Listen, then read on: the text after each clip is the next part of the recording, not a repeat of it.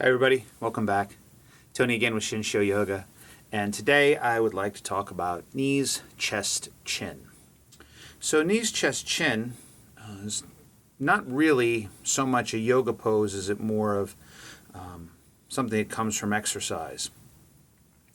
During the resurgence of the time of yoga, during the resurgence of Indian independence, when Krishnamacharya brought back yoga in the late 1800s and early 1900s in yoga, things began to get mixed into the process. And there are many poses in yoga that aren't necessarily coming from yoga anymore. A lot of different binds and processes you'll see that come more from British gymnastics. Things like a pose called flip your dog, or sometimes called wild thing. Those come from British gymnastics. It's neither here nor there in that it's not good or bad. A lot of the crossover is good. Things have to, over time, evolve. And yoga started one way, and it should change with the times. That doesn't mean we should get away from the tradition or the initial message of yoga or what yoga is about, but to incorporate different parts of different practices into it is more than acceptable, and is something that should happen, right? It should evolve over time. Again, maintaining the tenets of the core of the practice, just letting it evolve with people, cultures, and times. So knees, chest, chin is, I'm not sure exactly what, it may come from British gymnastics, may come from somewhere else, but it's a good alternative to Chaturanga Dandasana in a flow. So Chaturanga Dandasana can be a very challenging pose. It requires a lot of core work, core strength, and requires a certain amount of upper body strength.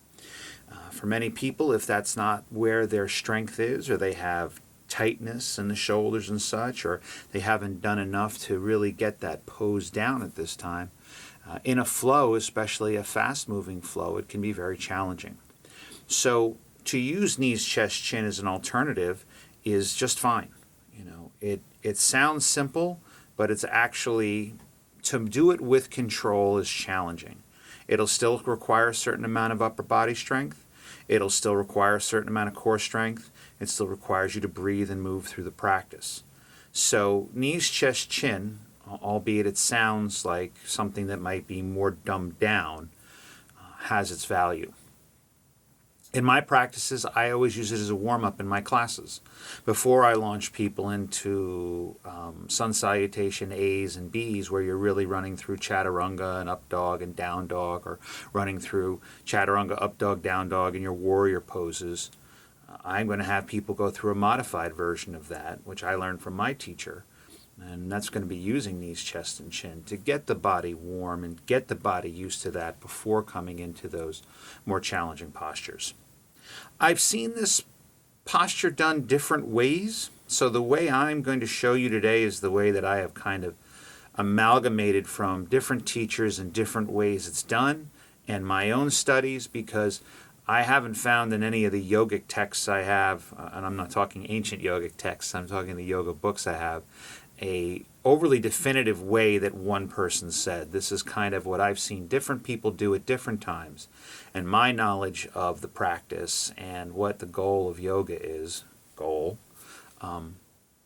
is how I offer it, and I feel it's helpful for most. So let's finish talking, and let's just kind of get into the posture a bit. So knees, chest, chin.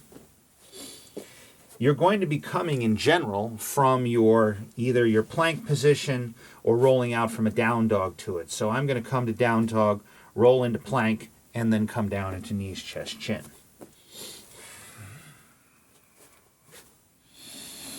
So coming into my downward facing dog, on my inhale, I'm going to roll forward to that plank position. Now, just as I would in Chaturanga Dandasana, I'm going to line my hands up with my shoulders. I'm not going to let them hang out to the side. I want them in line with the shoulders, just as I would for Chaturanga.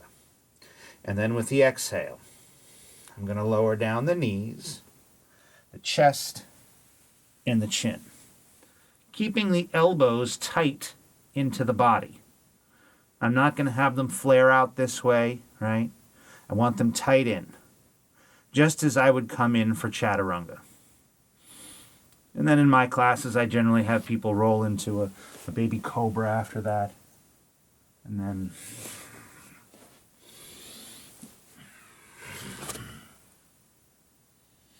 coming back into downward facing dog. So just as the name is knees, chest, chin, you want to do knees, chest, chin. Sometimes I've seen people do it, and that's how I initially did it, was to come into it and just kind of, like knees, chest, chin, just kind of, right? Not knees, chest, chin. Right? So sometimes I've seen this. Knees, chest, right? Just kind of flopping down into it, or a, right? You don't want to do that. You want to be able to move with control. So coming from that plank position, once again, lining those hands up with the shoulders. Don't just, right? Move with control. Exhale, knees. Then bending the elbows, letting the arms come along the side body, chest, chin. This kind of inchworm look that you see is more appropriate in my opinion than if you were just here like this. You want to be here. These are two different feelings. And if you are just laying flat down onto the mat, flopping down into it, you are not moving with control, and you are not maintaining the posture. In everything we do, we want to move with control and maintain the posture. So when you come down into knees, chest, chin, lower down, knees, chest, chin. Keeping that little bit of an arch, a little bit of that inchworm, for lack of a better way to say it. Just don't just go, right? That's not control. That's not doing yoga properly. Do it on your exhale. And again, bringing these in, the same as in Chaturanga Dandasana, is important, as in plank. Right? When you roll forward to a plank, if you're out here because you're down dog, I need it for my shoulders. If I'm in here with this in down dog because of the structure of my body, because of the size of my chest and shoulders, I struggle. Right? I can't get the height. I get impingement. So they come out, and again, I have that outward rotation of the palms to allow that support to come out of the head of the shoulder and run it up my side body. Right? But when I come into plank, I roll forward and bring those hands in. So they're in line with my shoulders. And then I lower down the knees, the chest, the chin. I know I've said that a bunch of times now, but it took me a little while. When I would go to classes and actually saw it, I just kind of flopped into it. And then I saw some people doing it really with control, but it looked like they were more trying to do a dance or ballet pose, right? When they were coming down into it instead of part of an asana, right? They were trying to really make it look good. So it's kind of a middle ground between the two. You're not flopping into it. You need to move with control, but you're not trying to make it look like you're doing breakdancing and about to go into the worm. So, one more time. Right? Coming from down dog, rolling forward. Hands come under the shoulders. Exhale, knees, chest, chin, elbows tight in with control. Breathe.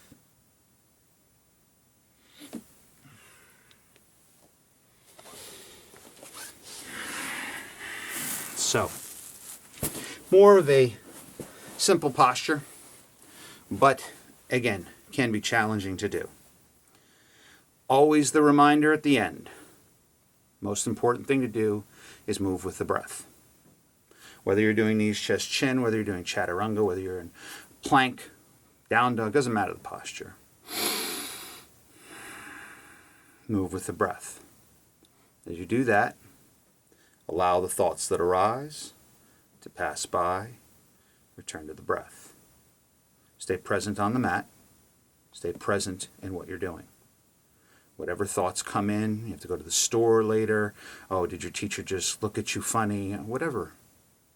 Let it pass by. Return to the breath. Stay present in the moment. Stay present in the posture.